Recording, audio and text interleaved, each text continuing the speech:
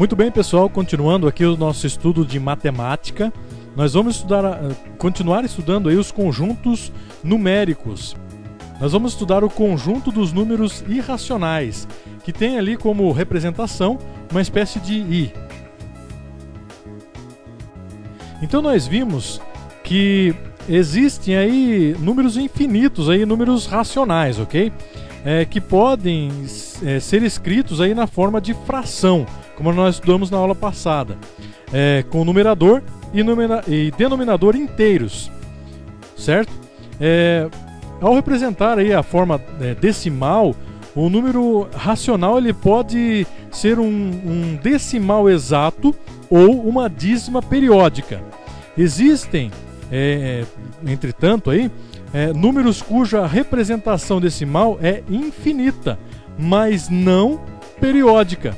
Então nós vamos aí a alguns exemplos. Veja só o número 0,1, 2, 3, 4, 5, 6. As casas decimais são números naturais justapostos aí. Veja que não é uma dízima periódica, porque os infinitos algarismos aí, à direita, da vírgula no caso, não se repetem periodicamente, portanto não é periódico. Veja só, o número a raiz de 2, que é igual a 1,4142, 135, também não se repete, então não é uma dízima periódica. Outro exemplo aqui, raiz de 3, 1,7320508 e infinitamente, certo? Então não se repete de forma periódica.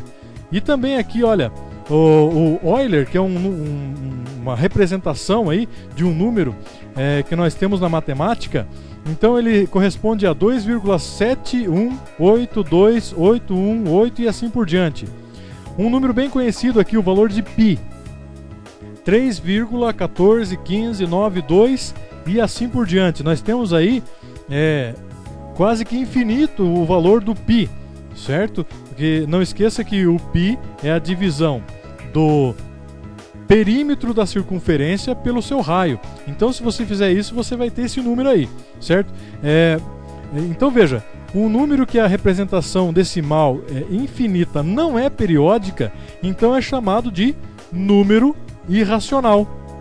Passando agora para o conjunto dos números reais.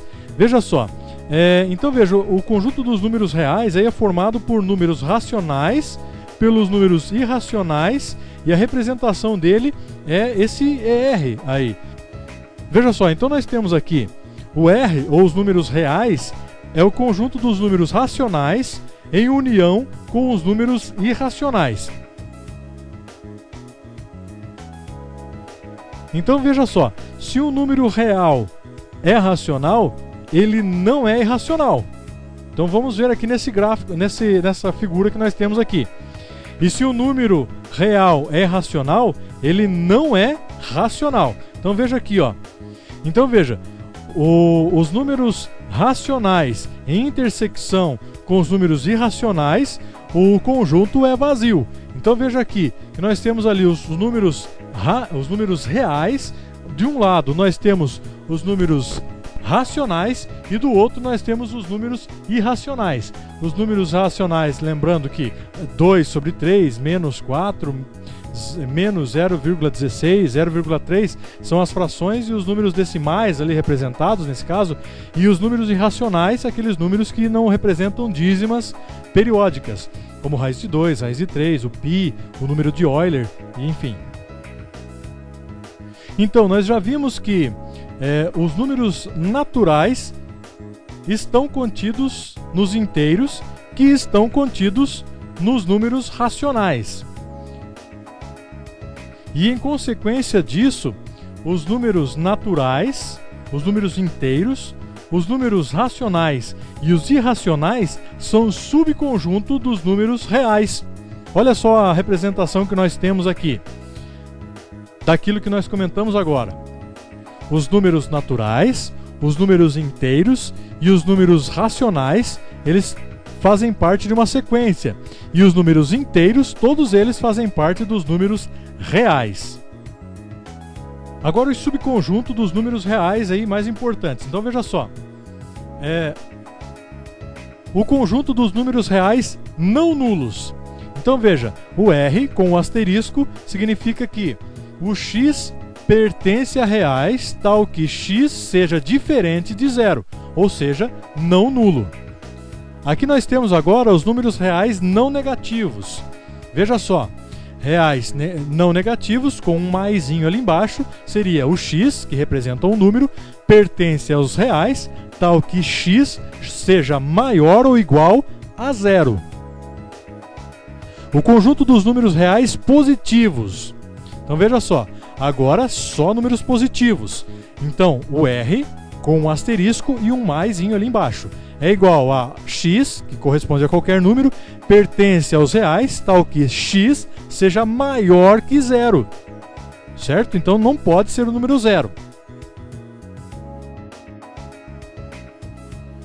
Os números reais não positivos.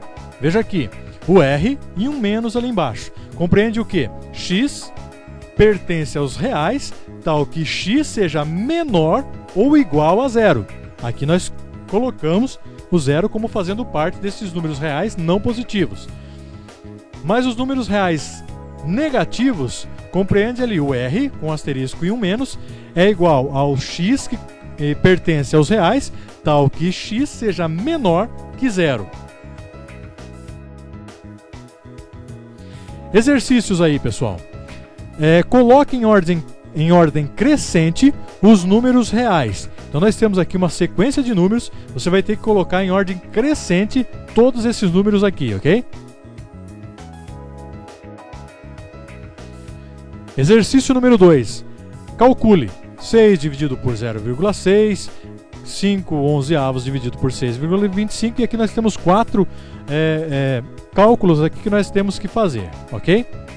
Para calcular esses números aqui, o que pede em cada uma desses casos aqui.